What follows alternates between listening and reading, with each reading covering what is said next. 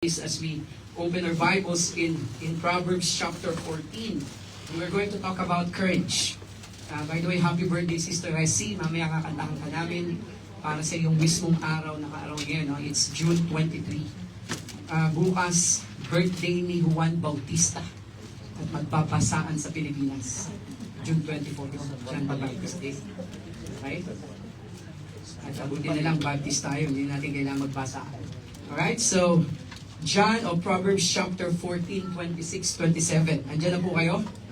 Basahin po natin yan ng sabay-sabay. Ready now, read. In the fear of the Lord is strong confidence, and His children shall have a place of refuge. 27. The fear of the Lord is a fountain of life, to depart from the snares of death. Tayo pong lahat ay manalangin. Panginoon, salamat pong muli sa inyong kabutihan, and we praise you and we lift up your name on high today. And thank you so much for another privilege that we can worship you in spirit and in truth. Tulungan niyo kami, Panginoon. Tulungan niyo kami, turuan niyo kami with the help of the Holy Spirit today. Kayo po ang siyang magpaintindi nito, Panginoon, sa amin. At dahil napapanahon, every time we open your word and every time we preach your word to your people, napapanahon lagi ang inyong mensahe, Panginoon. Just right in time sa aming pong pangangailangan. And thank you for the power from your word. And thank you for knowing our needs every day. Pinupuri ka namin, Panginoon. May you forgive us in our sins. Patuloy po namin nilalapit ang panglupang katawan ni David at ni Ethan. Ganun naman din naman si Sister Marichu at sa iba pang may mga karamdaman sa mga oras na ito. Ang mga anak ni Brother Dino, si Ice, tsaka si Sam. We are praying for them, Lord, sa healing. At ganun din po kay Ma'am Gladys. Pinapanalangin namin siya, Panginoon, sa mga oras na ito habang siya nakaratay ngayon dun sa Lubay Hospital. At sa biyaya niyo po, Panginoon, tulungan niyo kami. All these things we pray in Jesus' name. Amen. Please be seated, mga kapatid. The one that we have just read earlier, at salamat po pala kay Ma'am, second time po niyang umattend ngayon, yung bisita ni Ma'am Marisa. And thank you, Ma'am, na nakarating po uli kayo. At nakalimutan ko na po yung... Annalyn, Ma'am Annalyn. Thank you so much, Ma'am Annalyn. Then si Ma'am Marisa, consistently nandito siya ngayon. Si Sister Jenny po ay nasa Pilipinas. Pero kanina nag-message siya, nakiki-Happy Lord's Day siya sa atin. Ayan, kahit nandun siya sa Mindanao. Okay, so ang ating pong pag-aaral ng mga kapatid, since very obvious yung dalawang magkasunod na verses, pinanggit yung in the fear of the Lord, in the fear of the Lord. So pag-usapan po natin sa hapong ito, at sa biyaya ng Panginoon na ipaliwanag natin ito ng merong kaayusan, with the help of the Holy Spirit, ay ating pag-uusapan ay tungkol sa takot. Hindi lang basta takot, kundi tapang. So, today we're going to talk about courage and fear. Hindi natin sinabing courage or fear, kasi may option yon. Pero yung courage and fear, mamaya maintindihan natin, why is it courage and fear? Kasi interconnected po yan. Connected po yan sa isa't isa. At nakita po natin dito that the one who has written by the power of the Holy Spirit, binigyan siya ng katalinuhan in order for us, ano ba yung ibig sabihin ng pagkatakot sa ating Panginoon in the real sense or in the biblical manner. And we can see here today the man and his fear of God. Hindi lang basta man of God, kundi ano ba yung kanyang pagkatakot sa harap ng ating Panginoon. If we're going to notice this, courage between fear, siguro iniisip natin, courage is the opposite of fear. Do you agree with me? Sino makaka-agree sa akin that courage is the opposite of fear? Agree po ba kayo? Yes. Today, ating pong papatunayan that courage is not the opposite of fear. But, courage is the product of fear. Andiyan yung ating pag-uusapan ngayon base sa mga verses na ating pong binasa. Kung ating pong aalamin, mga kapatid, hindi po siya opposite ng courage, ang fear, kundi product po siya ng takot, yung katapangan. Pero aalamin muna natin, mas magandang from the World Dictionary, Webster World Dictionary. Gusto ko sanang tanungin yung ating nag-champion sa Scrabble. Sister Maui, bigyan mo nga ako ng kahulugan ng salitang fear. Paano man masagot mo ako? Kasi yung tinalo niyo doon yung pastor. Manghingi kayo ng sorry doon sa pastor. Pastor Alex yung tinalo niyo doon. Okay, so at ang balita ko, meron pang konting hindi ba iiwasan yan? Brother Jace, huwag kang mag-alala, huwag mo masyadong sisihin yung sarili. Hindi lang ikaw mainit. Si Sister Maui nakasaksi din ng medyo konting friction, pero hindi naman siyang nagsimula. Saksi lang siya. Kahit Scrabble walang pisikalan yun. Di ba? Isip-isip lang, nagkakaroon sila ng diskusyonan. Ganun po talaga ang laro. Pero dahil nga laro, kailangan lang laruin, hindi seryosohin. Okay? So yun po yun mga kapatid. At maintindihan natin dito, kung sila yung ating tatanungin, malamang may masagot tong nag-champion sa ating pong Scrabble sa biyaya ng Panginoon. Pero if we're going to look at Webster World Dictionary, the meaning of fear, Sister Joby, is, number one, lagi naman gano'n, no? Sinabi ko ito last week, every time we see the dictionary, ito baka masagot mo yung nag-champion sa Word Factory. Baka masagot mo ako dito. Munti ka na. Sinasabi ko 1 point lang ng unang round. Buti na lang, natakot ka kay Sister Jercel na nag-officiate ng ating Word Factory. Alam, medyo nahihiya ako sa mga simbahan. Kasi most ng mga panalo natin ng first sa board games. Tayo yung may dala ng board games. At nag-officiate, tayo rin. Hindi, pero alam ng Panginoon, square and fair yung ating ginawa. At meron niyang konting contention sa Game of the Generals. Kasi parang ginigit ni Ate Roda, ako dapat pastor ang panalo doon. Pero talo talaga siya.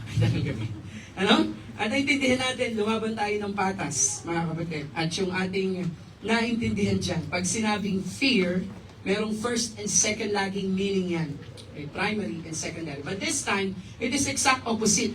Pwede mong kunin yung magkabilang meaning. First meaning ng fear or takot, anxiety, apprehension, dread, terror, fright, or cowardice. Yun po yung unang-unang definition ng fear. Okay? And we understand this. Hindi na po kailangan i-elaborate. Alam po natin ibig sabihin yan. And I do believe, bawat isa sa atin nagkaroon ng takot sa ating buhay. Kaya nga, na-invento yung salitang phobia. Am I right? So, anong tawag mo doon sa fear of height? Alam niyo yan, di ba? Ha? Acrophobia ba tawag doon? Altophobia. Ang fear of spider. Arachnophobia. Di ba? Yung fear ng small space. May tawag dyan. Claustrophobia. I-elevator ka. Kaya ngayon may mga claustrophobia, nakatira sa 15th floor, talagang nag-i-stairs lang yan. Kasi may takot May mga ganun takot. Ano yung takot na hindi siya makapag-asawa?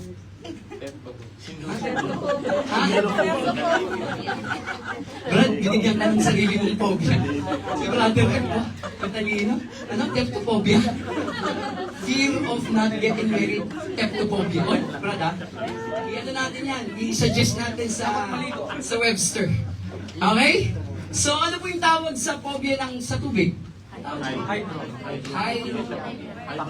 Hydrophobia. Yan. So, familiar po kayo sa iba't ibang mga takot. Ano po? Yung takot sa asawa. Pakusa. Diyan ako magaling. Mabilis, di ba? Pakusa. Pakusa. Takot na takot.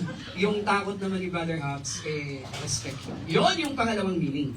Alright, so, the first meaning is anxiety, apprehension, dread, terror, fright, or cowardice. The second meaning of the fear is respect, awe, reverence, esteem, and wonder.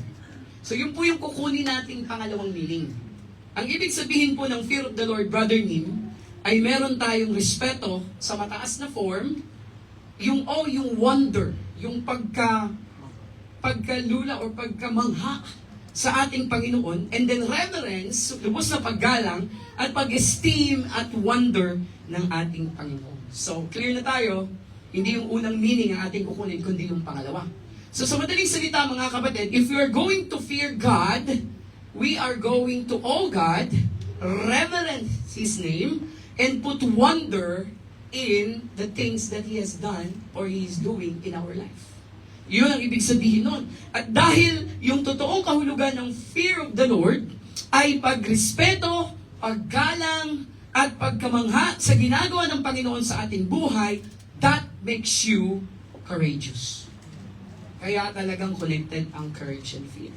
Tatapang isang tao, ang isang Kristiyano, na maintindihan niya kung ano yung ginagawa at kung sino ba ang Diyos sa kanyang buhay.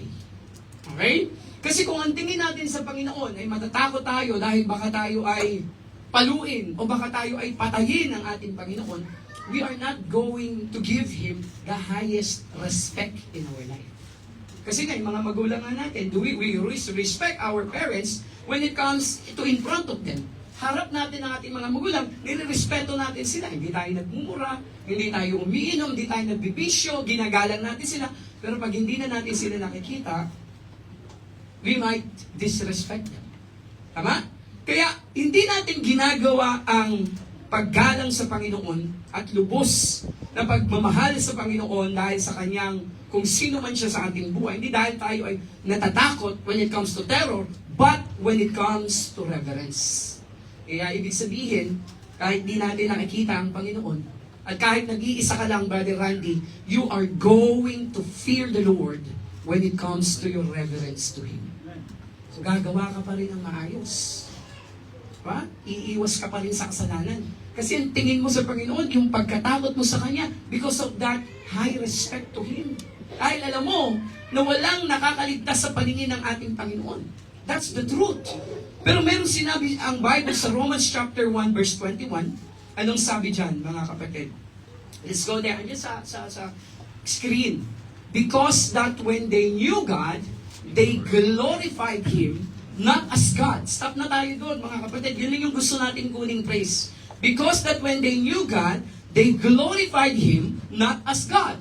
So, ibig sabihin ng mga kapatid, it is possible for us to know God who is, and then to study God, the God of the Bible, and maybe perhaps have a relationship with God, pero wala po siyang place sa ating buhay para ilagay siya sa tamang kinalalagyan ng ating buhay.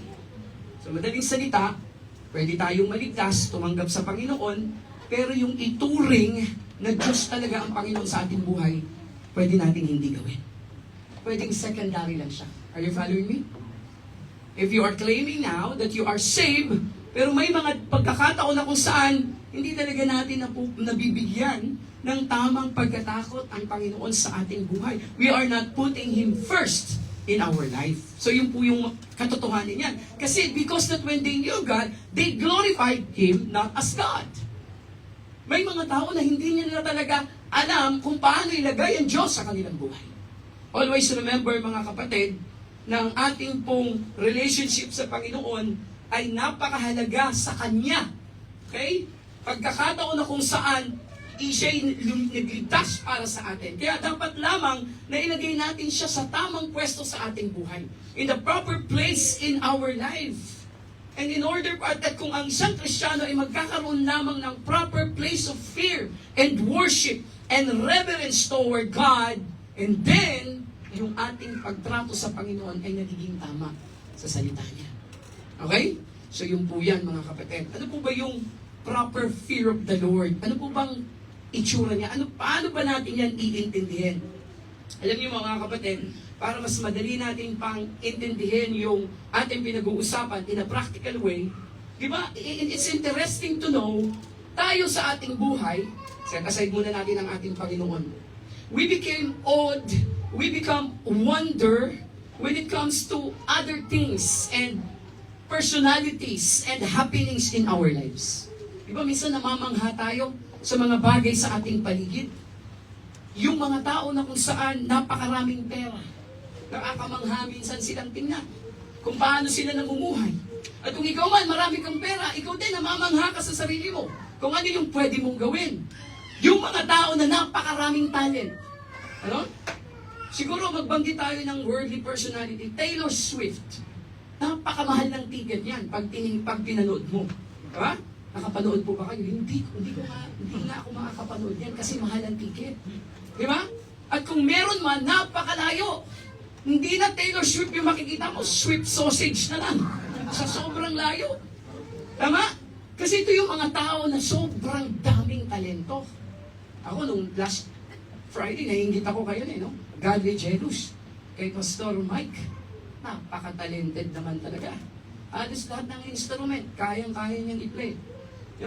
Pag-aaralan lang niya ng ilang YouTube lang. Bili sa Amazon ng equipment. Yung kanyang, meron siyang accordion, meron siyang harmonica. Lahat. Gitara, kaya niyang i-play. Keyboard, kaya niyang i-play. Habang nagpapakatensya yung leader, nandun siya sa gilid. Nag-accordion. Napakatalento. So ano ibig sabihin yan? Pag nakakita tayo ng taong ganyan, di ba? Hindi mo maiintindihan siguro. Kahit siguro Kristiyano ka, makahanap mo si Sarah Geronimo, talaga namang di mo alam gagawin mo. Di ba? Kahit Kristiyano ka, kukuha ka siguro ng papel. Autograph naman, ma'am. Magaling mong magani, sandals eh. Di ba? Magaling mong magtala eh. So kilala mo yan. Di ba? Kasi nga napakaraming talent. How you odd once you meet them. Pagdating naman sa power, makakita ka ng politiko marahil. Aba, hindi po pwedeng hindi ka magayos. Iba yan eh. Kinikilala, maraming pera, popular, merong kapangyarihan. Hindi lang yan, mga kapatid. Di ba nung minsang lumabas yung sanggol mo, yung unang-unang baby na meron, ano yung pakiramdam mo? Wala naman siguro dito na hindi masaya nung pinanganak yung kanyang unang-unang anak. Amen? Di ba so much owed? Yung wonder, yung amazement na meron ka during that time, nung pinakasalan mo yung pinakaiibig mong girlfriend or boyfriend. By the time na kung saan nagpalitan kayo ng I do, at nung sinabi ng minister, you may kiss the bride. That's the sweetest, diba?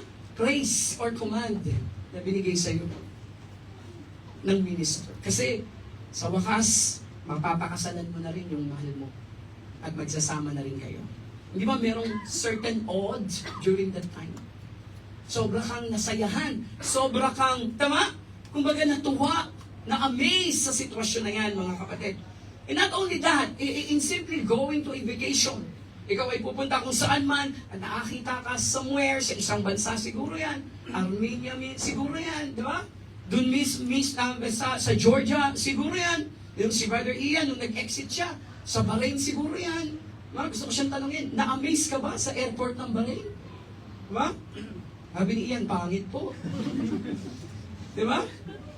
Ganun ang sitwasyon. Pag nakakita ka ng beautiful nature, talagang mamamangha ka at mapapasalamat Panginoon. Amen? Kasi ganun po natin nakikita yan. But the question is this. Time and time again, habang ikaw ay tumatagal na Kristiyano, how about your awe of God? That's the correct question today. Paano naman ngayon ang iyong respeto at yung pagkamangha sa ating Panginoon? Kung minsan nagbabali na, depende sa mood mo. Depende sa sitwasyon mo emotionally. Depende sa pangangailangan mo financially. At kapag ganyan ang itsura at dahila at sitwasyon natin, okay, kung minsan nababawasan yung malaking at mataas na pagtingin natin sa ating Panginoon. At kung minsan, yung tapang sana ay napapalitan ng takot. Paano kung hindi ako makakuha ng trabaho? And then yung ating proper view of God, na dapat ilalagay natin siya sa pinakamataas na pedestal ng ating buhay, kung minsan nakadepende na yan sa ating sitwasyon. Nakakalungkot, but that's the truth. Have we lost our awe of God? Have we lost our proper honor unto the Lord sa araw-araw na ginawa niya sa ating buhay? Kaya nga mga kapatid, gusto kong balikan sa inyo kung sino ba ang Panginoon sa ating buhay. Alam ko, napaka-basic na teaching. Pero sabi ko nga sa inyo kanina, kapag ang ating sitwasyon ay hindi naging consistent, at maraming mga pangyayari sa ating buhay na parang ang hirap-hirap at hindi na pagtatag niya at yung mga gusto nating mangyari, hindi nangyayari, dapat paalalahanan tayo once and again, once and for all, kung sino ba ang Diyos sa ating buhay. Mga kapatid, ang ating Diyos ay merong 3 attributes. Yung 3 attributes na lang yan, pag pinag-usapan mo, sakop na lahat eh. E meron pa siyang 90 characters in the Bible. Doon lang tayo sa 3 attributes. The one, or the God that we are serving, the one who saved us, has these 3. He is omniscient. Ano ibig sabihin ng omniscient? All-knowing. Diba? Isang beses, merong isang disciple at si Nathaniel na merong pag-uusap sila ng ating Panginoon. At first time niyang mamit ang ating Panginoon. Pero nagbanggit si Jesus Christ, nakita nandun sa puno, di ba? Sabi ni Nathaniel, paano nangyari yun? Ilang araw na lang nakalipas. Paano mo nalaman na nandun ako? God is omniscient. He is all-knowing. Okay? When in fact, sa sobrang all-knowing ng Panginoon, hindi mo pa nasasabi, hindi mo pa naiisip, alam niya na. Okay? And that is God. Gusto ko maintindihan nyo kung gaano makapangyarihan ang Panginoon ng Bible na ating pinaglilingkuran. At kung ano man yung kalagayan mo ngayon, let me tell you this, alam ng Panginoon yan. Kung gaano man yung pagtitiis mo, kung ano man yung apprehension mo sa puso mo, at kung minsan nagdudulot ng takot sa iyo, at kung ating titindan lang, if you're going to look at the Lord, if you're going to fear the Lord, and put Him into the highest part of your life, yung fear na yan, mapapalitan ng courage. Dahil ang ating Panginoon ay omniscient. Not only that, our God is omnipotent. Omnipotent means, potent is power. Omni is all powerful. Do you agree with that? Kung yung vitamins nga na, di ba, potency, umiinom ka, so that it will give you power, it boosts your strength. Ang Panginoon, siya ang source ng strength and power. Yan ang ating Panginoon. He is all-powerful. Kahit dumating dun sa point na kung saan siya ay pinahirapan bilang tao, 100% human, Brother Jace, nung siya ay pinahirapan, pinako, dinuraan, sinaksak, and whatsoever, lahat ng pag-iirat na yan, hindi nabawasan ang kanyang kapangyarihan. Because that time, he was 100% God as well. Pero, alam niyo po, yung biyaya ng Panginoon, although He had His capacity to do those power, pero yung power niya, under control. Hindi niya inatasan ng mga angels to annihilate these people na niya ipinako siya sa krus. Hindi niya ginawa yun. Kung minsan sa atin, meron lang tayong konting kapangyarihan, hindi natin makontrol. No? You have given this opportunity to have the position in your company. You have given this opportunity to have a good relationship towards one another. Kung minsan, mga kapatid, that power na o-overwhelm tayo. At kung minsan, nagagamit yan para makasakit tayo ng tao. But in God, although He is powerful, but it is under control by His grace. Ano pa? God is omnipresent. What do I mean of this? All present. Omnipresent. Kahit saan, at the same time. Tama? Alam ng Panginoon, nasa impyerno, pumupunta sa hell, nakapunta, at nandun ang ating Panginoon. Everywhere. Hindi kailangan ng Panginoon meron po akong pelikulang inaalala, I forgot, but the title is Jumper. Have you seen that movie, Jumper? Anong tawag dun sa ginagawa niya? From different place to another? Teleport. That's the word. I was thinking of that. Hindi kailangang mag-teleport ng Panginoon, Brother Ken. Hindi na kailangan. Dahil He is everywhere. So hindi ba sapat na yung tatlong character traits na yan or attributes ng Panginoon para maintindihan natin sino ba ang Panginoon sa ating buhay? Na dapat, imbis na tayo ay matakot, tayo po ay magsimula ng katapangan. Because God, not like us, God does not wait permission from someone. Hindi na kailangan magtanong. Hindi na kailangan, di ba, i-ask yung advice natin. Ano ba yung tingin mo dito? Hindi ganun ang Panginoon. Hindi na kailangan mag-intay. He can do whatever He wants for His glory. Ganyan ang ating Panginoon, mga kapatid. That's why the Bibles are there are many things that praising the name of God and His attributes. First Chronicles 29:12. Both riches and honor come of thee, and thou reignest over all. And in thine hand is power and might. And in thine hand it is to make great and to give strength unto all. Psalm 62 verse 11, God hath spoken once, twice have I heard this, that power belongeth unto God. Even the word of God is, telling who God is. Isaiah 43 verse 13, Yea, before the day was I am He, and there is none that can deliver out of my hand. I will work, and who shall let it? This is Isaiah, acknowledging the power of God. And even the Bible is saying that even the strands of your hair, the Lord knows. Ano man yung bilang ng ating buhok. And even the number of the suns, alam ng Panginoon yan. Imagine niyo yan, mga kapatid. Kaya nga, lagi kong iisipin dapat that we are nothing, we have nothing, we can do nothing without God. Ganun dapat ang ating foundation sa ating buhay. Kaya nga maintindihan natin dito yung three products, okay? Na pagmumulat o makukuna natin coming from a proper fear of the Lord. Three products that come from a proper fear of the Lord.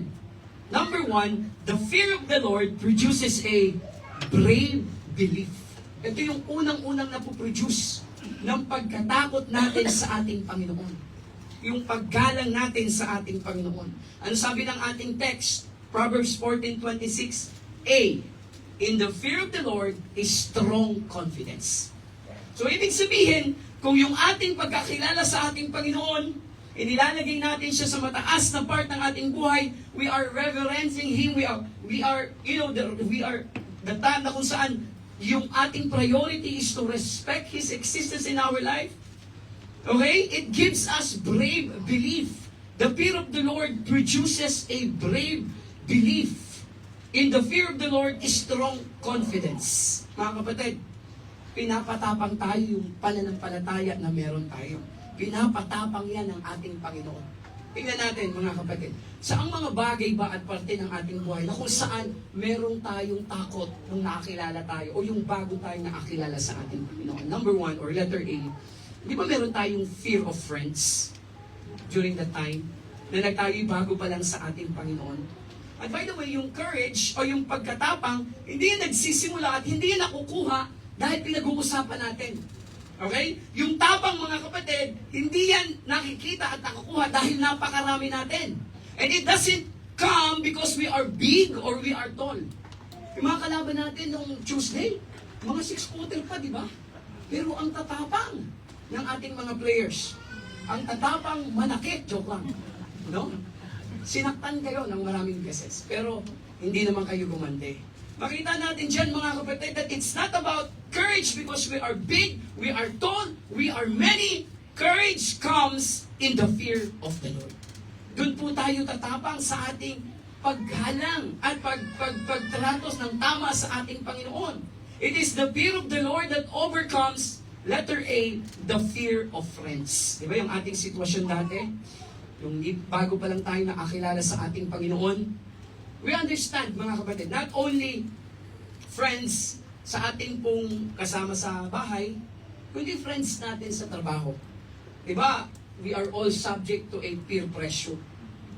Sino dito yung bago kayong nakakilala sa Panginoon? Of course, you understand kung ano yung kalakaran ng sanlibutan. To some teenagers, yung mga estudyante natin, ang hirap na ikaw ay Kristiyano in the midst of this culture. Pwede kang pagtawanan kung ano yung suot mong damit. Pwede silang magtaka bakit hindi ka umiinom. The same thing in our office. Sa amin, sa kumpanya namin, sa school, hindi po pwedeng walang get-together. Meron kaming ino-organize talaga yan. Magbabayad. Nung nakaraan lang, meron na naman akong tinanggihan. Kasi bakit? Kailangan ng get-together. Kasi sa susunod na term, hindi na kayo magkikita. Iba na yung teacher mo. So, kailangan nila ng alaala. So, it's part of the culture. Sa lahat yata ng school. Ganoon. Magbabayad ka. Eh, sila pa naman. Ang taas ng bayad, tas wala namang pagkain. No? Ganun ang culture nila, no? Dahil Jersey. Yung nakaraang organize, wala mang alak, pero bowling daw, bowling. Parang gusto ko sumama kasi hindi ako nakakahawak pa ng totoong bowling pin eh. Yung may tatlong butas. Yung bowling na alam ko, yung pangperya eh. Yung kaya mong dakutin. Yung baka lang talaga. No? 95 per head. Walang pagkain. Hindi sana kung pwede kang magbaon ng torta doon. Diba? Paborito ko yun eh. Wala! So sabi ko, Thursday, prayer meeting namin yan. Sabi ko, I cannot come. Sorry. Okay? So kung minsan ang hirap, ano mo yung atake sa ating yan? What's the opposition will tell us? Ang KJ mo naman. Why you're not joining us? Imagine niyo yun, andun yung takot na hindi ka mag-a-adapt sa culture na meron ng mga friends mo. Pagtatawanan ka nila, tutuyain ka nila. Diba? Awkward naman ang iyong itsura. Eh, di ba ganito ang uso ngayon? Yung mga bini, ganito eh. Ganito yung bini eh. Diba? Ganito yung gupit. Ganito dapat. Imaginein mo, Sister April, Brother Kaloy, yung pinagdadaanan ng mga teenager nating anak. Because this is the culture. At kung hindi sila magkakaroon ng tapang to stand for what is right and what is morally right in the Bible, maduduwag sila. And the tendency, pwede silang mag-compromise. Kaya nga mga kapatid, this belief and proper fear of the Lord, it gives us bravery, it gives us courage. Na kahit anong sabihin pa nila, ang KJ mo naman, hindi ka naman marunong makisama, we're not going to fear. Kasi alam natin, nasa tama tayo. At hindi tayo nakikipagkompromiso. Yung po yung tapang na binibigay sa atin kasi may peer pressure. Amen? Ano sabi ng Proverbs 29:25? Diba? Kung minsan matatakot tayo sa sinabi ng tao. O sige ha, pag hindi ka sumama dito, tanggal ka na. May isang kapatid na nagsabi sa akin yun, Pastor, pag di daw ako sumama sa party namin year-end, alam ko magiinuman sila eh. Tatanggalin daw ako. Pwede tanggalin ka. Hindi siya pumunta. Hindi naman siya tinanggal. Di ba? Meron bang ganun? Pag di ka lang sumama sa party, tatanggalin ka na? Tinatakot lang tayo minsan. Kaya sabi ng Proverbs 29:25, the fear of man bringeth us near. But whoso putteth his trust in the Lord shall be saved. Amen. Hindi ka sasama kasi alam mo magko-compromise ka. Hindi ka sasama kasi alam mo, hindi ka ganun. Okay? But not to the point na hindi ka, alam mo yun, hindi mo sila pagbibigyan. Where there are things na kung saan makikisama ka naman, but not to compromise your stand. May fear dyan, mga kapatid. Okay? Kaya yung ating pananaw sa paggalang sa Panginoon, binibigyan tayo ng tapang. Ano pa? Letter B. Diba? Ano sabi sa letter B? The fear of the Lord give us courage not only through our friends, give us courage to our family. It will overcome the fear of family. Bakit, Pastor? Ba't may takot ba sa pamilya? Naalala mo, nung nakakilala ka sa Panginoon, ayaw nila. Amen? Sagrado tayo, anak. Sagrado tayo. Hindi natin ito pwedeng iwan. No? At ikaw mismo, minsan natatakot ka to stand for what is right, to stand for your faith. At ayaw mong i-share sa family mo yung kalagayan. Right? Natatakot ka na malaman nila na nagising ka sa katotohanan. At ayaw mong i-share yung faith na yan. Kaya nga, ang sabi ng Psalm 27 verse 10, when my father and mother forsake me, then the Lord will take me up. May mga Kristiyano before na kailangan nilang tumakas makapagsimba lang. Kasi ayaw ng mga magulang. Ngayon, kung matatakot ka, hindi ka na magpapatuloy. Amen? Kung minsan, it is against with your family. Kung dun sa faith na meron ka, at ito po'y pinagmumulan minsan ng away. Alam niyo ba mga kapatid, na nabanggit na rin sa Bible, sa Micah chapter 7 verse 6. Ang sabi doon, for the son dishonoreth the father, the daughter riseth up against the mother. The daughter-in-law, kita niyo ha?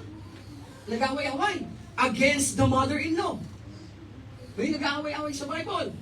A man's enemies are the men of his own house. So, ibig sabihin, mga kapatid, nagiging dahilan minsan yung ating pananampalataya para magkagulo rin sa pamilya. May takot ka. At karamihan sa mga Kristiyano, they don't want to continue because they have this fear in the family. Baka hindi ako matanggap ni nanay at ni tatay. Kaya nga, kung ito ay nakita mo kung sino ang Diyos and the truth did set you free, ipaglalaban mo ito. The Lord will give you courage to face this. At ito rin yung minsan magiging dahilan dahil sa stand na ginawa mo at katapangan mo, sila din makakilala sa ating Panginoon. Alam niyo po, maganda sana kung ganon. Ang goal mo, madala sila sa Panginoon. Kasi may posibilidad na mag-away-away. Alam niyo po, yung sa pamilya, normal lang talaga mag-away-away, mga kamag-anak. Lalo na kung wala ka sa Panginoon. Alam niyo kung hindi yung, ano yung hindi normal? Mag-away-away na nasa Panginoon. Kung makakilala ka at makakita ka ng ganyang Kristiyano, na kung kailan naging Kristiyano, tsaka pa nagkagulo ang buong angkan, malaki problema natin dyan. Merong dalawang impact yan. Una, paano mo sila mawibin?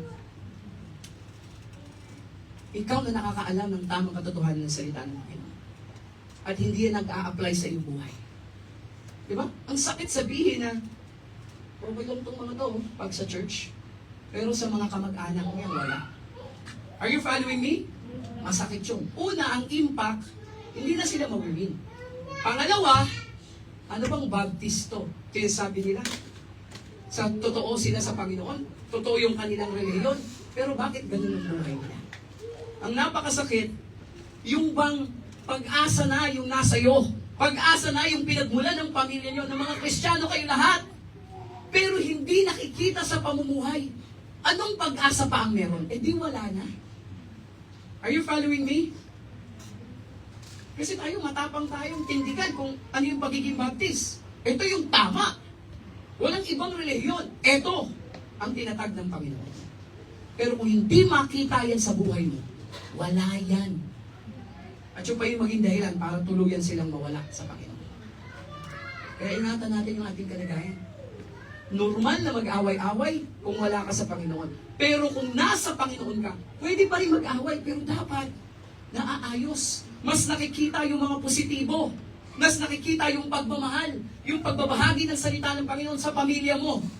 Kasi yung ikaw yung dahilan kung para sila lumayo. At questionin, ganyan ba ang baptist? Amen? Amen.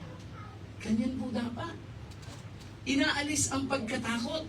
Kasi tumatayo tayo sa katotohanan. Ano ba? Not only the fear of the Lord produces brave belief in the fear of friends, fear of family, letter C, fear of foes.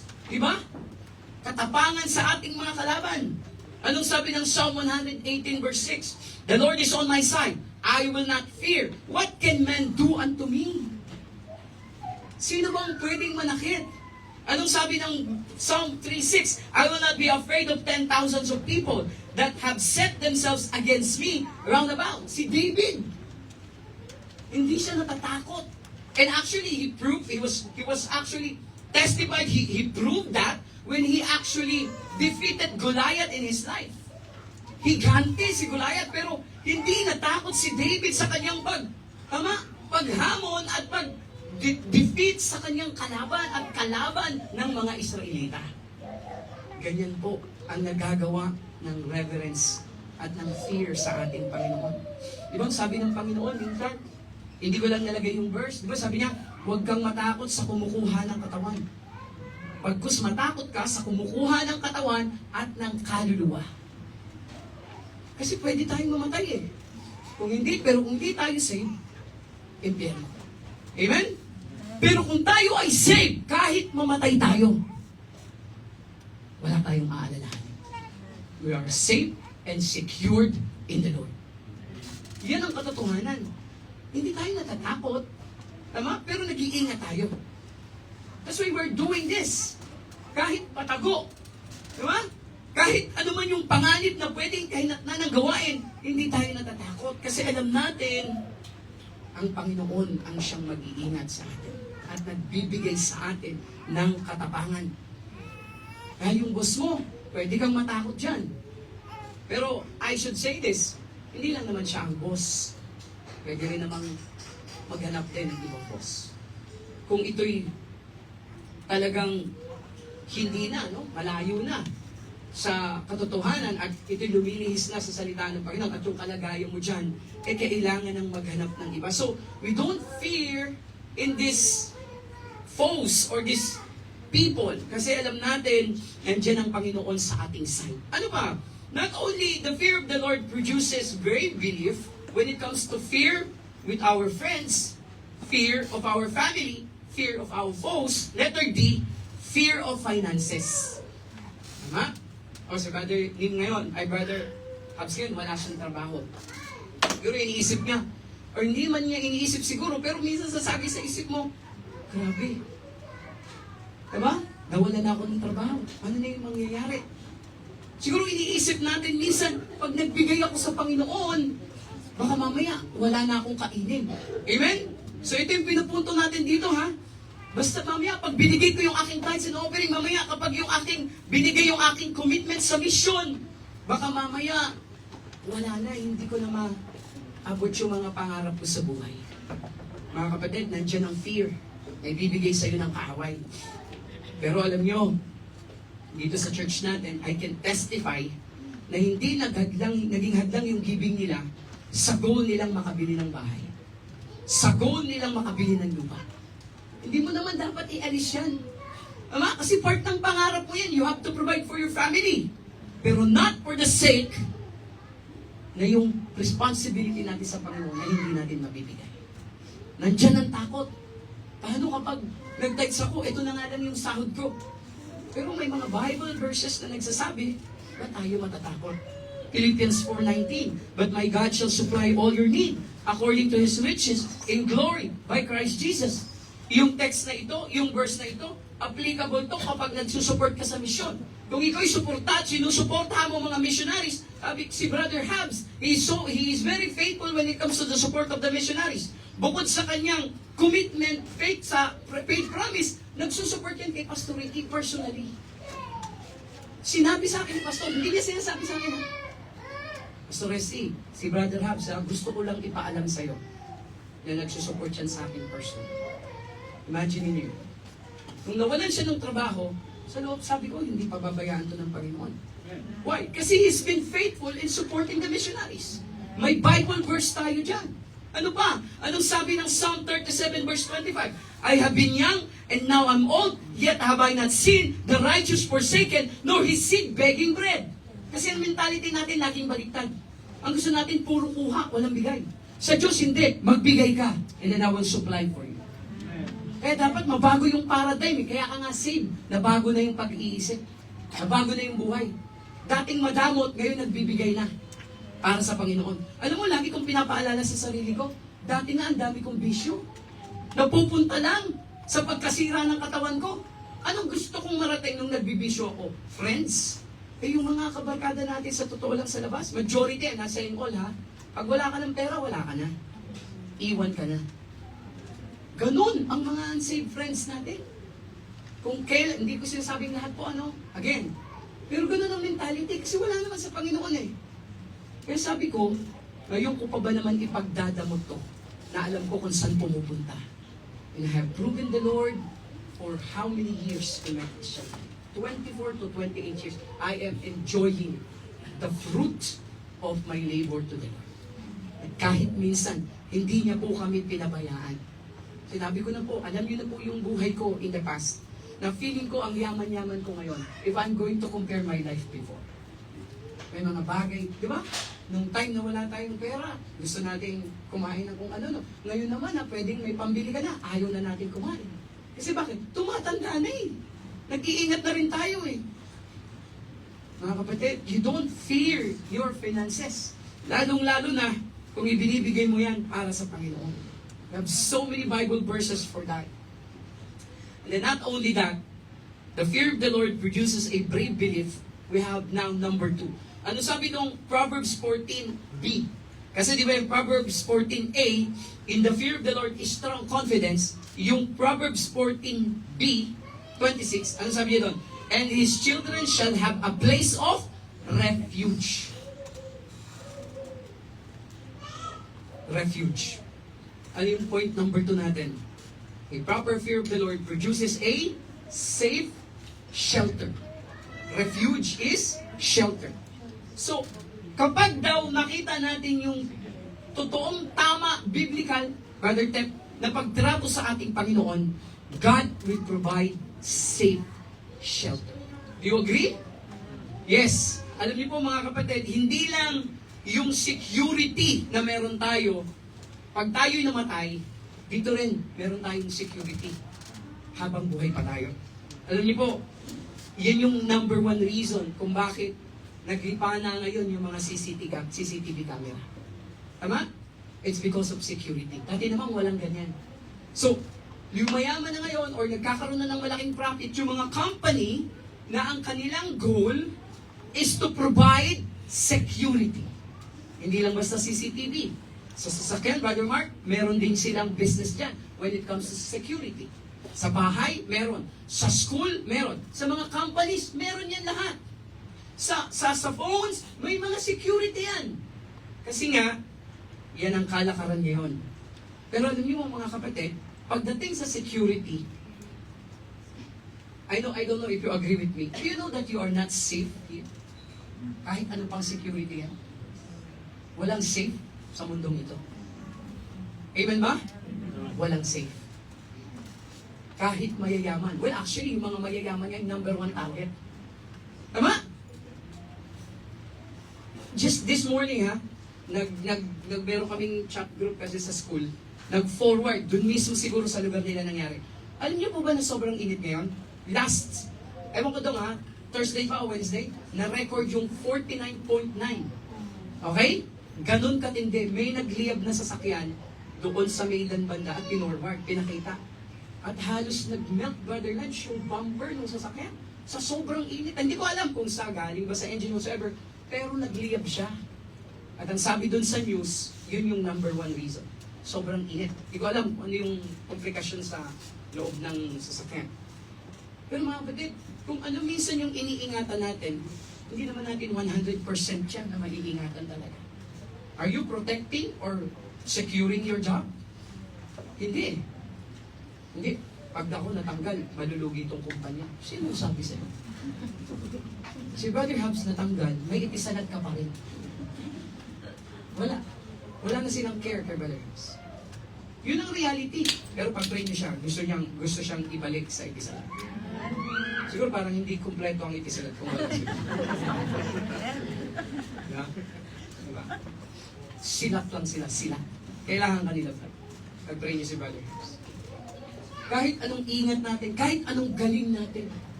Diba? Hindi ako ma-absent sa trabaho, bakit nila ako tatanggalin? Ewan ko. Maaari kang matanggal. Kahit anong sipag mo. Kahit anong, di ba? May mga taong sobrang sipsip. Sobrang dikit sa kanilang amo. Can you assure that na hindi sila matatanggal? Hindi rin. Kahit Kristiyano natatanggal. Kasi nga, nothing in this world is safe. Habang nasa laman pa tayo, we are prone to danger. We are prone to contaminate. Akala mo secure na yung bank account mo. Kaya nga pinapalakas nila ngayon yung kanilang kampanya sa Dubai against scam. Napakaraming nai-scam. Okay? So, diba, Sister Jen, gusto ko sana kitang tawagin. Pero, huwag na lang. Nasa mo, huwag na. Ito ha? Nag-level up na. Nakalimutan ko to last week kasi nga Father's Day. Alam niyo po ba yung mga scammer ngayon, nag-level up na? At si Sister Jen, yung pinaka-recent na victim sa church natin, at sabi ko nga, hindi po pwede itong hindi i-share. At magaling, you know, the Lord, through the Holy Spirit, gave her wisdom kung paano siya i-deal. Mga kapatid, ang scammer ngayon, meron ng threatening scenes. Tinreten siya, ano gagawin? I-abduct yung anak mo? Kikidnapin yung mga anak niya. Phone yun ha? With a Emirati accent. Ako na-encounter ko na yan. Talagang nakakakaba. Pero this time, tinreten na yung kanyang pamilya. Sinong hindi matatakot dyan? Sabi niya, pag hindi mo binigay yung OTP, account number, OTP, ito yung mangyayari sa pamilya. Buti na lang, hinanda ng Panginoon. Hindi niya sinagot, pero pagbaba, ni-report niya. Talagang, sinend niya sa akin yung letter niya doon sa Dubai Municipality. Yung isang branch man siya pumunta. Ni-report niya. Diba? Kung hindi matapang yun, mga kapatid, yari tayo doon. Alam mo kung pagkatapos, pagbaba, pinakiusapan niya sa school na pwedeng ihatid yung kanyang mga anak. Kasi nandun pa rin yung, di ba, pag-alinlangan. Kasi pinagbantaan ka na eh. So sabi niya sa Dubai Police, pinagbantaan po ako nitong taong to. So binigay niya yung number, kompleto, detalye. Ganyan na sila ngayon katindi. Amen? Kaya very timely natin pinag-uusapan. Kapag hindi mo nakita ang kalagayan ng Panginoon sa iyong buhay, matatakot ka. Ibibigay mo yan. Pamilya mo na eh. Ibibigay niya yung OTP. Kasi kung ako lang, ibibigay ko talaga eh. 3 dirhams lang yung ko eh. Yung balance ko, bigay ko na. Sa'yo na yan. Palitan lang ako ng account number, di ba? Kasi Sister Jen, hindi niya ibibigay. Alam ni Brother Matt, ando ang future ng family, kanya ibibigay. Ako? Sige na, huwag ka na magpakahirap. Sa'yo na yung account number ko. 3 dirhams lang naman yan. Sabi ako, pati pato lagi ako eh. Diba?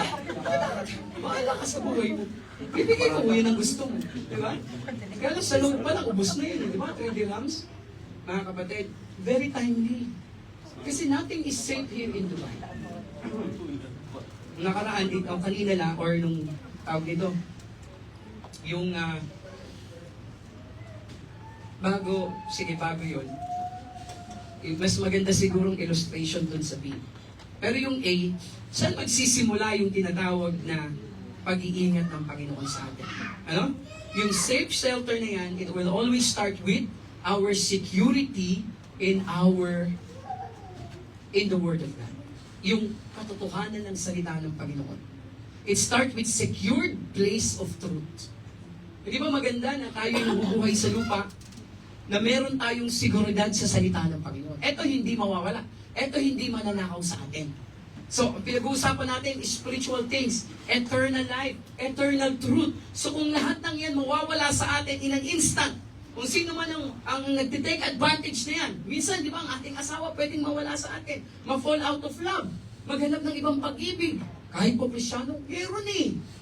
Minsan nga, sa mismong sa ministry, pala sira yung pamilya. Diba? Ingatan natin kasi kahit yung asawa natin pwedeng mawala. Diba?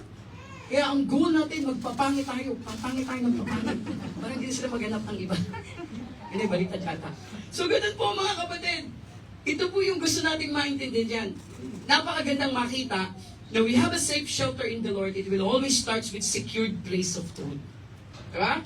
Ano po ba yung katotohanan ng ating buhay? Ano yung mga kapatid? Pagdating sa truth, we are secured kasi ang ating hawak, andyan ang katotohanan.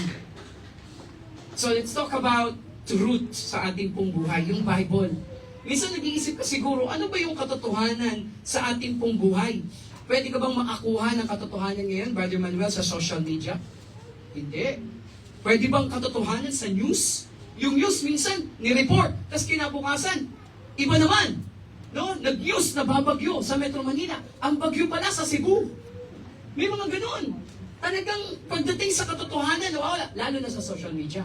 May mga nagpo-post, totoo ba talaga na mayaman siya? Totoo ba talaga na branded lahat ng kanyang damit? Pinopost niya eh. Diba? Hindi natin alam kung ano yung katotohanan. Pero ang Bible, alam natin ito yung katotohanan. At wala nang iba pang katotohanan kundi sa salita ng ating Panginoon. Kung pagdating sa ating pamumuhay, kung saan ba natin ito i-base, minsan si Pilate nagtanong sa ating Panginoon. Tinanong niya si Jesus Christ, what is the truth? Sinabi niya sa John 18. Pero ano yung mga kapatid, ang sagot ng Panginoon? John chapter 17. Diba? Anong sabi ng Bible sa John 17 verse 17? Okay? Wala yata dyan, hindi ko nalagay. Tingnan natin, John 17:17. Ito yung sagot niya actually kay Pilate eh. Okay? Ito yung sagot niya, John 17:17. Sanctify them through thy truth, thy word is truth. Amen? Yun ang katotohanan ng salita. Sinagot niya si Pilate, kung ang katotohanan ng titingnan mo salita ng ating Panginoon, diyan mo makikita yung katotohanan ng salita ng Panginoon. Secured place of truth.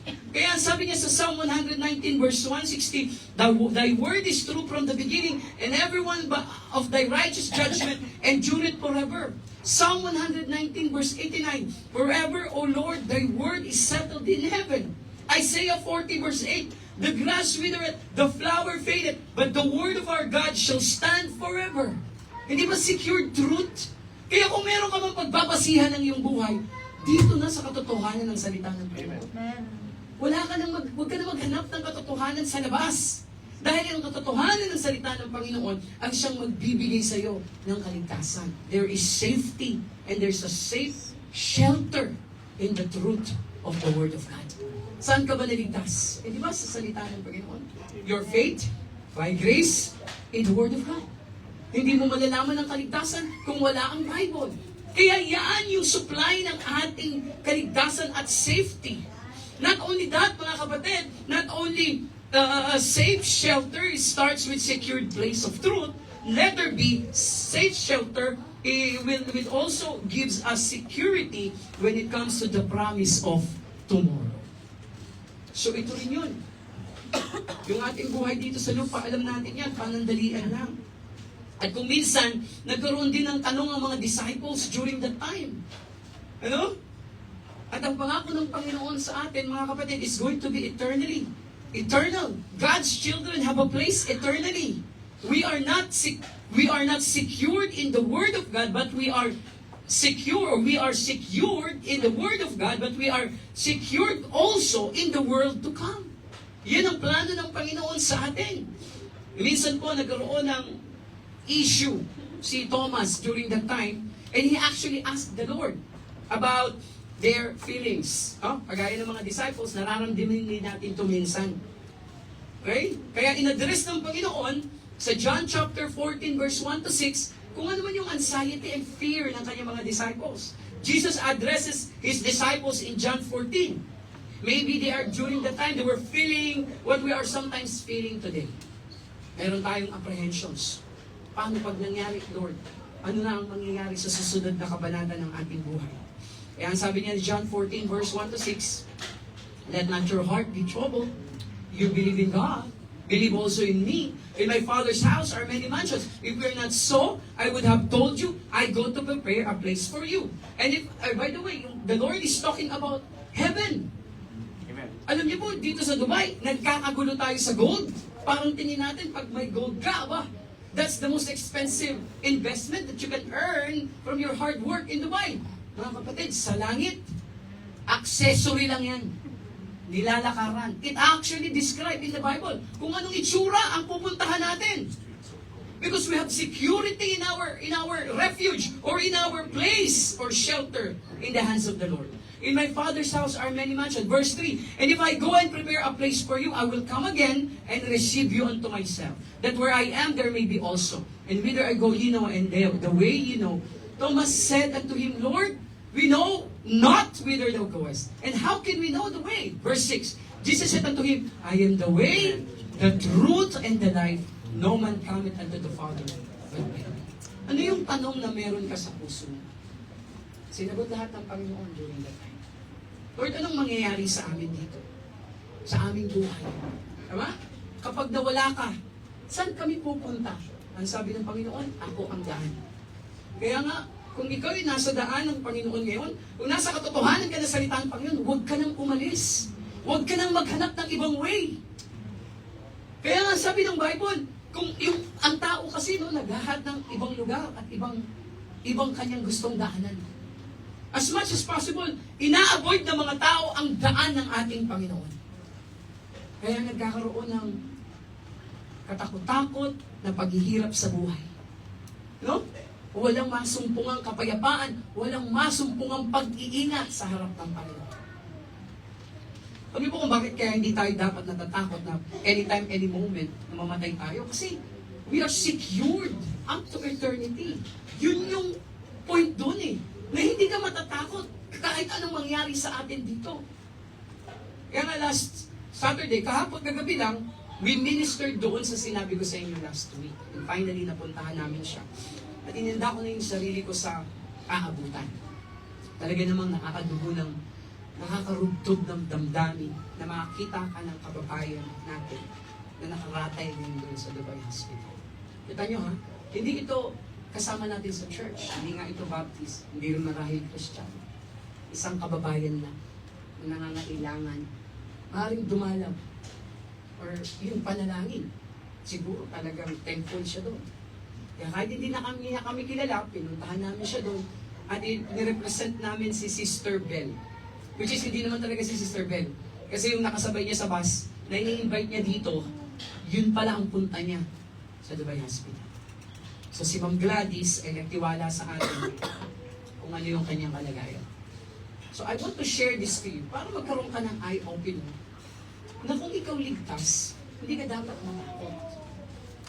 Kasi pa pwedeng mangyari ang mga ganitong pagkakataon. Pero yung naging desisyon niya, of course, hindi naman siya mananampalataya. Sabi ko nga, nagtiwala lang naman siya sa kababayan. So kung babalikan mo yung kanyang buhay, talagang maganda. No? Nagkaroon siya ng paupahan, nagkaroon ng flower shop, and later on, pumasok siya sa business ng manpower. Nandun nagka-problema. Nagtiwala siya dun sa kanyang partner. At nung time na nagkagulo at nagka-problema, tinakbo lahat nung kanyang naipunta at kinasuhan pa. At nagkaroon pa siya ng, kasi may partner silang lokal, lagi naman ganun. At sinampahan pa sila ng kaso. Akala ng lokal, kasabwat siya. Kasi yung account niya yung ginamit, dahil partner sila. Pero pwede mo pang paliwanag yun. So, madaling salita, kasama siya sa kinasuhan.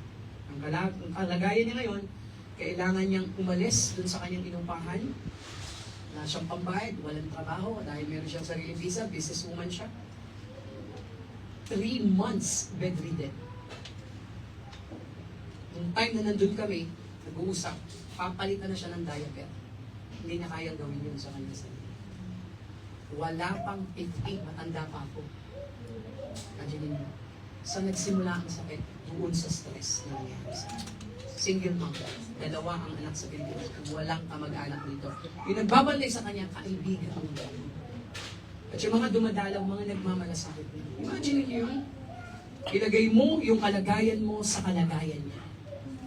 3 months na hindi na nakamatay. Ang sabi ko sa kanya, wala pong aksidente, ma'am, na kami po yung nakarating. Ang dahilan lang po is para ipag-pray namin po kayo. At maintindihan niyo na ang Panginoon pa rin ang may control ng lahat. Nung una, medyo matapang siya. Pero later on, nung nabanggit na yung mga anak, hindi niya na kinain. Umiyak siya. Ang sabi niya, wala nang akong hinamad. Hindi makauwi. At lumapit na sila sa OWA para matulungan, para i-waive na rin. Kasi mabot na po sa 10,000 dirhams yung kanyang fine. Kasi nga yung kanyang visa, overstay na rin siya. Lahat, pati yung kaso niya, ganun kalala ang problema. At ang masakit nun, wala talagang kamag-anak, walang nagmamalasakit. Kaya sabi ko, ma'am, yung aking pong panalangin at yung ating magiging relasyon sa Panginoon, hindi naman niya nagpapromise na ikaw ay gumaling. Pero one thing is for sure, kung ikaw man ay mawala na dito, lahat naman po tayo, raratay pagdating ng panahon niya. One thing is for sure, according to the Word of God, makakasumpong kayo ng kapahingahan sa Panginoon. Sa oras na ilagay niyo ang pananampalataya niyo sa Kanya. We prayed, and then she was crying during that time, and I do believe na talagang bawat word na aking sinasabi, kinukuha niya, ninanamnam niya, at sinasabi at binangbanggit niya sa ating ay. Imagine niyo yung kalagayan. Kaya sabi ko, wala ma'am. Yung security natin dito, wala. Ha? Wrong friends. Akalain ba naman niya na gano'n ang gagawin sa atin? Lahat ng kanyang ari-arian o yung kanyang naipon na ubos. At ang balita ko, kasi kakilala din siya nung kasama ni Sister May sa trabaho. Landlady siya before. Ano ha? Landlady siya before. At kilala siya nung tenant na yun. Ma, sabi niya kay Sister May, Ate May, grabe po kasi, ganyan. Dami mga kanto. Siyempre, ito ang gagawin mo. Kung may pera ka sa Dubai, normal lang naman, enjoy mo lahat, di ba? Kung hindi ka Kristiyano, gagawin mo lang lahat. Normal lang naman yun. Pero naging kapalit yung kanyang kalusugan. So sabi ko sa kanya, ano ma'am, yun lang po. Hindi naman po baptize ang mga kapaligtasan, kundi ang ating. Okay lang po ba na madalaw namin kayo? Okay lang po, habang nandito. So paano po yun? So syempre, iintindihin niya pa yung bill niya sa Dubai Hospital. Sabi ko, pag-pray natin ma'am, kasi meron po kaming case before dito na charity lang, naipasok sa charity. No, ang prayer natin, hindi na po kayo yung kasuhan, maawa naman sila sa kabar, sa lagay nyo, at i-waive na nila yun para makauwi. Yun naman daw yung promise ng OWAS, ng Polo. So mga kapatid, masakit sa kalagayan na mayroong ganung kalagayan sa ating mga kababayan. Pero sa atin mga kapatid, hindi po tayo dapat mag-alala. Kasi ang ating kalagayan, ang ating security, yung shelter, yung safe shelter natin sa ating Panginoon, we are secured promise of tomorrow. Ang promise ng Panginoon, let not your heart be troubled. Dahil sa iyong pananampalataya sa ating Panginoon, may langit tayo. Pero syempre, dahil sa relasyon na yan, Sister Yet, yun yung magiging dahilan para mag-ingat tayo sa ating sitwasyon. Diba, napaalala ang Bible, choose your friends, choose the people who will influence you. As much as possible, mga godly people, as much as possible, mga Kristiyano rin, ang iyong aasawahin, makakasama sa habang buhay, Kristiyano rin, hindi naman nagkulang ang Panginoon sa pagpapaalala sa atin. Ano po? Kaya ganyan po ang sinasabi ng Panginoon sa atin, mga kapatid. And then, lastly, yung ating po pinag-uusapan, the fear of the Lord produces brave belief. Secondly, the fear of the Lord produces safe shelter. And then thirdly, the fear of the Lord, the proper fear of the Lord produces choices to come. That's the last point. Saan natin makita yan? Sa verse 27. Di ba ang sabi ng verse 27?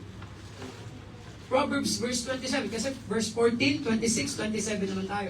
The fear of the Lord is a fountain of life. to depart from the snares of death. Eh di ba, merong dalawang pinakita dyan, fountain of life, and then snares of death. So it talks about choices. So choices to come. So ibig sabihin, dapat meron tayong pagpipili sa darating, sa hinaharap sa ating buhay. Dapat titingnan natin kung ano yung mangyayari sa ating pong hinaharap. Alam niyo po mga kapatid, yan ang kalagayan natin. Totoo, life is full of choices. Amen? Kailangan mong mamili.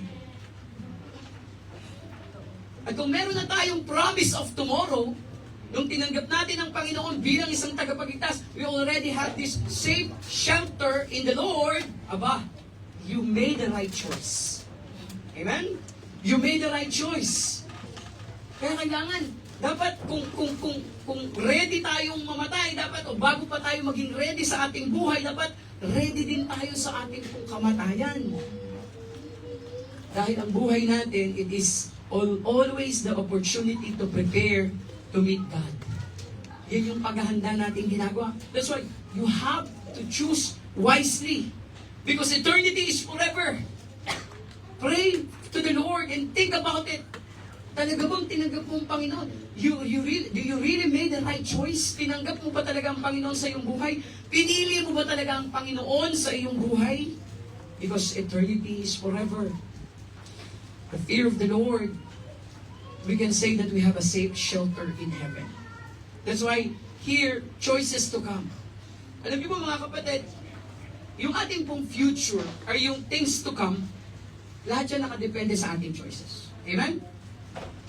Yung magandang trabaho, ngayon, nakadepende yan sa pag-aaral na ginawa natin. Ano? Yung pagpapabili na maayos, nakadepende yan sa choices natin in the past. Kaya meron kang magandang pamilya ngayon. Ngayon, kung wala ka pang pamilya, nakadepende din yan sa choices na gagawin mo to the things to come. Sa future. Amen? That's why you have to be very, very careful about the choices to come. And by the way, your future is in your choices. At yung choices na yan, walang pwedeng pumilit sa'yo yan. Ikaw ang pipili. As we end. Okay? Your choices is in your hand. No one can force you to make a choice you don't want to make.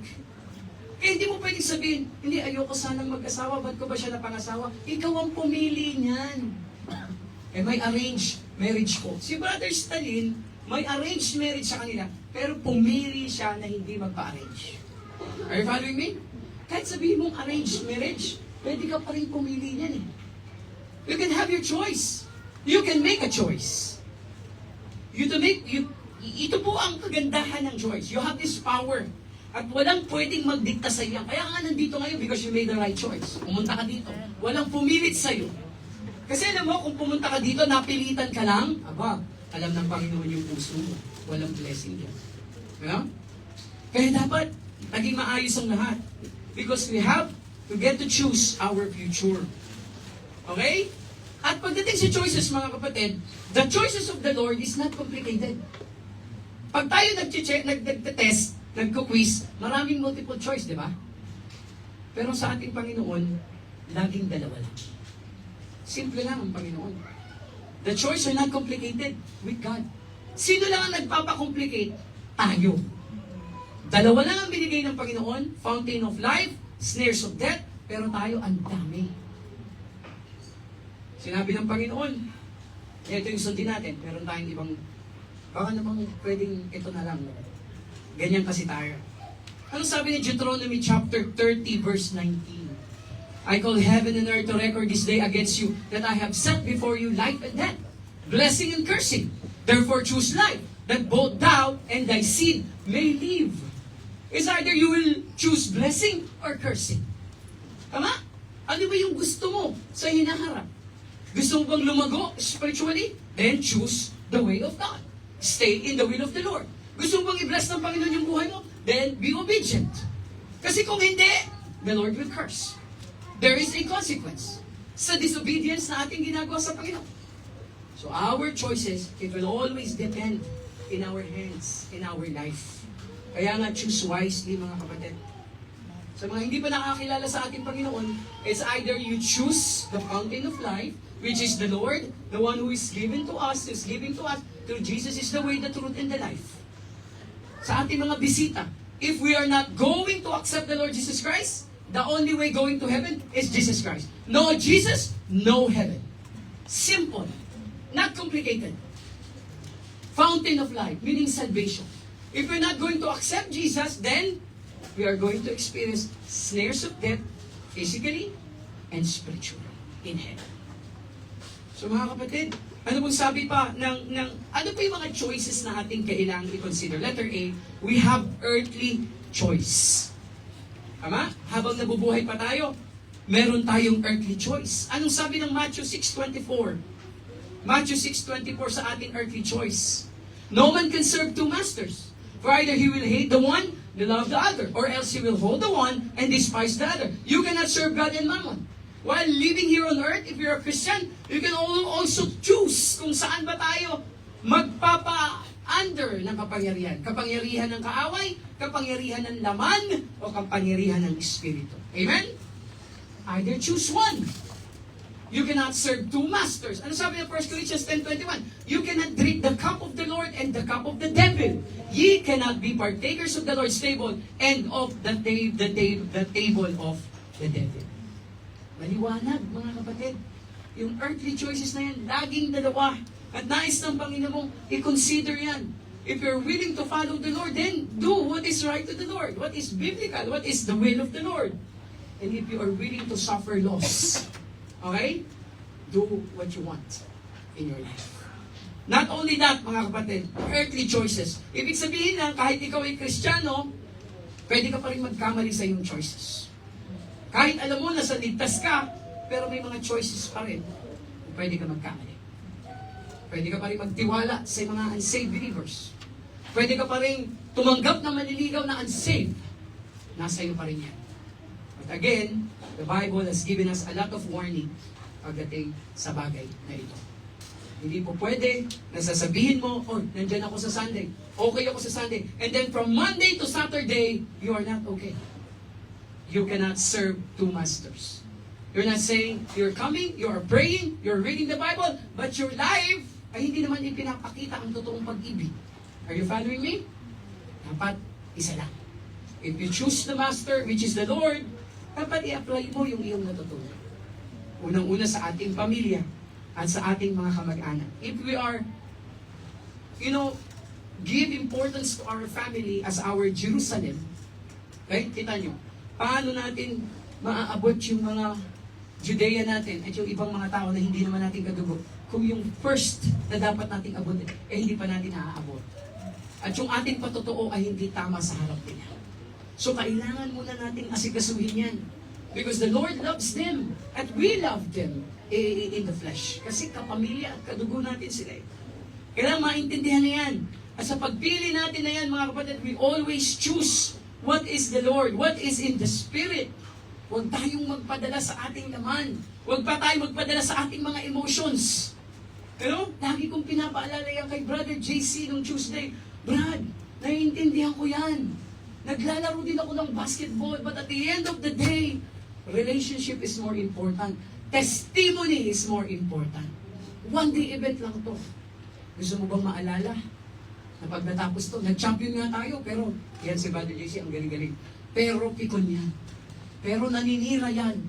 Mas gusto ko nang makita at marinig. Talo man tayo, pero lumaban tayo ng parehas. Amen? Because that's the most important. It's not about winning. It is about accepting your failure. And having a good character in the eyes of the Lord and in the eyes of these people. Mga kapatid, kapag pinadala natin sa ating emotions yung ating mga choices in life, mapapahamak tayo. At madalas, ang ating pipiliin ay hindi yung choices ng Panginoon. Kasi nga, ang ruling ay flesh. No? Madali lang tayong ofera ng mataas na sweldo. Madali lang tayong ofera ng gwapo, maganda. Madali lang yun. Pero pag nagkamali ka ng pinili mo, mapapahamak tayo. The Lord already gave that warning to us. And then lastly, choices to come. Not only eternal choice, but eternal or earthly choice, but eternal choice. Anong sabi ng 1 John chapter 5 verse 12, John 3:36, Acts chapter 4 verse 12. He that hath the Son hath life, and he that hath not the Son of God hath not life. John chapter 3 verse 36, anong sabi diyan? He that believeth on the Son hath everlasting life, and he that believeth not the Son shall not see life, but the wrath of God abideth in him. Lastly, Acts chapter 4 verse 12. Neither is there salvation in other, for there is none other name under heaven given among men whereby we must be saved. So yung choices na tinanggap natin sa ang ating Panginoon sa ating buhay, ang consequence at ang result, yan. We have heaven. Kaya kung yung eternal choice na pili mo na yan, na tinanggap mo ang Panginoon, dapat ang effect niyan, yung eternal earthly choices natin. Ano? Kasi we should decide on the basis of we being saved. Hindi dapat tayo magde-decide on the basis of we being carnal. Kasi pag nag-decide tayo sa ating buhay on our carnality, tapos tayo. Tapos tayo. Kaya mga kapatid, nawa yung mga warnings at paalala ng Panginoon sa atin sa hapong ito ay nakapagbigay ng tapang sa atin. Always remember, courage and fear will always go together. Bibigyan tayo ng katapangan ng Panginoon sa oras na ilagay natin siya sa tamang kinalalagyan sa ating buhay. The fear of the Lord will always produce brave belief. Patatapangin yung iyong pananampalataya. It will always produce safe shelter. Dahil sa pananampalataya na yan, nagkaroon tayo ng secured place of truth. Ingatan natin yung ating mga Bible. Basahin natin, matuto tayo.